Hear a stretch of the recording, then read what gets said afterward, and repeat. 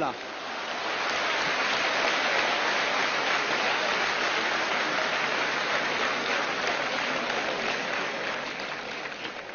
اگر کوئی بھی انسان اپنی زبان سے کہتا ہے لا الہ الا اللہ محمد رسول اللہ کہ نہ کوئی معبود ہے اللہ کے سوا اور محمد صلی اللہ علیہ وسلم اس کے پیغمبر ہے, کوئی بھی آپ کو روک نہیں سکتا مکہ اور مدینہ جانے کے لیے.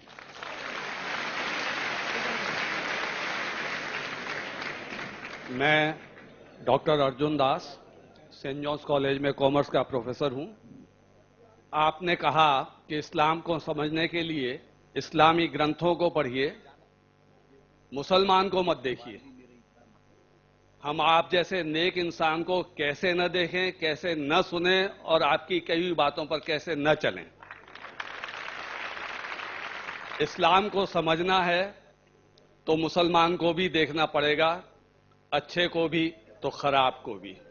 آپ جیسے نیک انسان کو بھی دیکھنا پڑے گا اور لادین جیسے یا دوسرے ٹیررسٹ ہیں ان کو بھی دیکھنا پڑے گا جو اس بات کا دعویٰ کرتے ہیں کہ وہ اسلام کو بچا رہے ہیں اور اسلام کو بڑھا رہے ہیں. میرا ایک چھوٹا سا سوال ہے. آپ نے اپنی تقریر میں شروع میں کہا کہ اسلام میں عورتوں اور مردوں کو برابر کے حقوقات حاصل ہیں اور آپ نے نمبر بھی دیے کہ دونوں کو 100 میں سے 80 نمبر, کسی پیپر میں کسی کو کم کسی کو زیادہ. تو میرا سوال یہ ہے کہ خدا کے گھر میں, خدا کے دربار میں جسے ہم مسجد کہتے ہیں, اس خدا کی عبادت گاہ میں مسلمان بہنوں کو, بیٹیوں کو عبادت کرنے کا حق کیوں نہیں دیا گیا ہے؟ وہ مسجد میں جا کر نماز کیوں نہیں پڑھ سکتی؟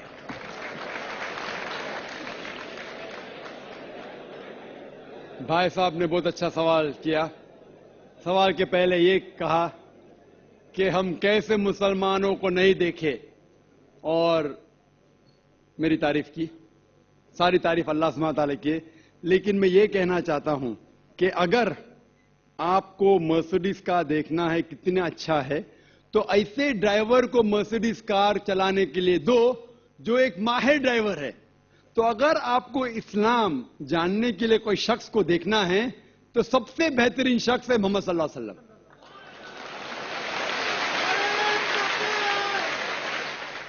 ذاکر نائک اسلام میں زیرو ہے, زیرو.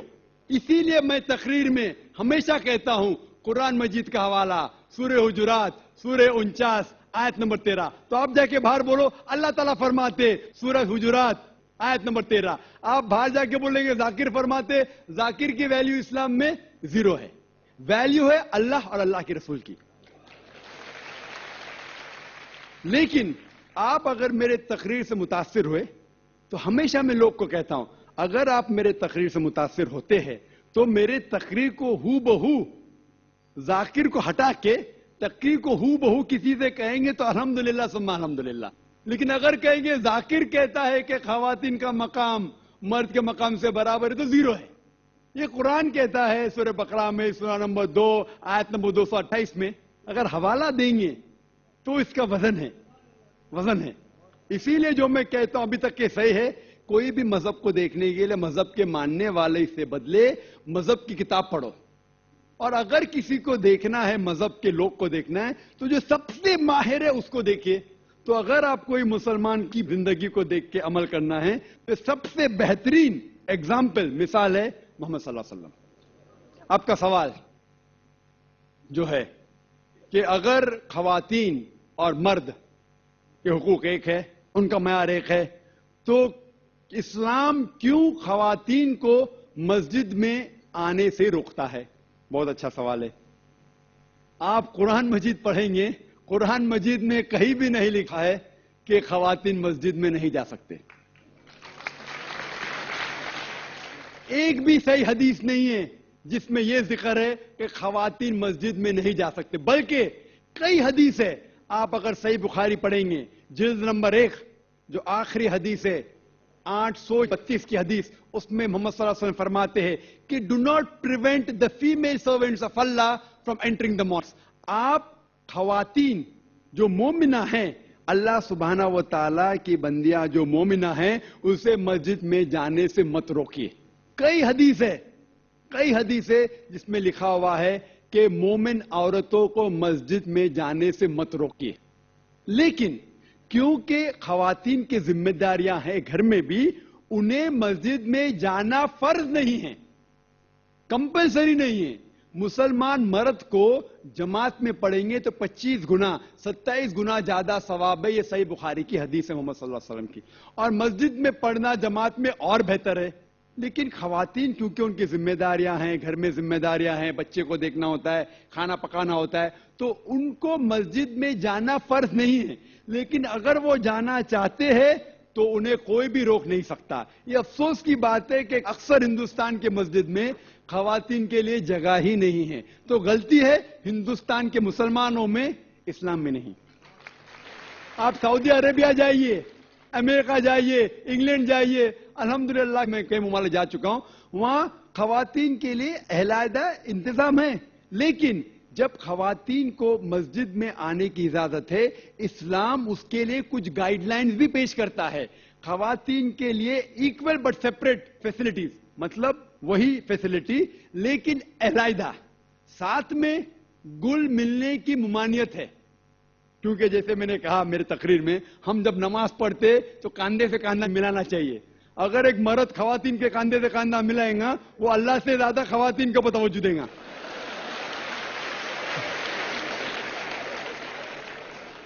تو خواتین مسجد میں آ سکتے، لیکن ان کے لیے علیحدہ انتظام ہے، ایکول بٹ سیپریٹ فیسلٹیز، برابر اچھا انتظام لیکن علیحدہ، وضو کے لیے جگہ الگ، نماز پڑھنے کے لیے الگ۔ اسی لیے اسلام کے اندر خواتین آ سکتے، لیکن افسوس کی بات ہے کہ یہ ہندوستان میں اکثر مسجد میں ان کو الاؤ نہیں کرتے۔ یہ ہندوستان کے مسلمان کہ علم کی کمزوری ہے۔ اگر آپ پڑھیں گے صحیح بخاری، کئی حدیثیں ہیں، صحیح مسلم، جہاں خواتین کو آنے سے روکا نہیں گیا، بلکہ محمد صلی اللہ علیہ وسلم نے کہا کہ اگر خواتین مسجد میں جانا چاہتے ہیں رات کو بھی، تب بھی آپ انہیں مت روکو، رات کو بھی۔ یہ صحیح بخاری کی حدیث ہے کہ اگر رات کو بھی وہ مسجد میں جانا چاہتے تو آپ اسے مت روکیے۔ لیکن الحمدللہ ثم الحمدللہ ہندوستان میں سینکڑوں مسجد ہے جہاں خواتین کو آنے کی اجازت ہے۔ بمبئی میں ہیں، دلی میں بھی ہوں گی، آگرہ میں بھی ہوں گی، کم ہوں گی۔ ابھی الحمدللہ بات پھیل رہی ہے، لوگ کو اسلام کا علم ہو رہا ہے الحمدللہ، اور کئی مسجد میں خواتین کو آنے کی اجازت دی جا رہی۔ اور میری درخواست ہے کہ جو آگرہ کے مسجد کے ٹرسٹیز ہیں وہ بھی حدیث پڑھے، اور بھلے اگر خواتین کم آتے ہیں تو ان کا چھوٹا انتظام ہونا چاہیے، خواتین کم آتے تو، لیکن انتظام ہونا ضروری ہے اور انہیں مسجد سے آنے سے روکا نہیں جانا چاہیے۔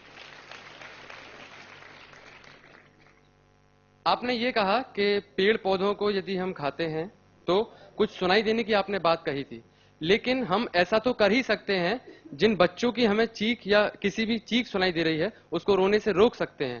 دوسرا، جو چائنا میں نوجات ششو کھائے جاتے ہیں، یدی کوئی اسلام دھرم کا انویائی ان کا اللہ کا نام لے کر یدی کھاتا ہے تو کیا یہ اچت ہے؟ میں نے ایک اخبار میں کٹنگ پڑھی تھی کہ وہاں نیو بورن چائلڈ وہاں کھائے جاتے ہیں، تو کیا اسلام میں اس طریقے کی اجازت ہے؟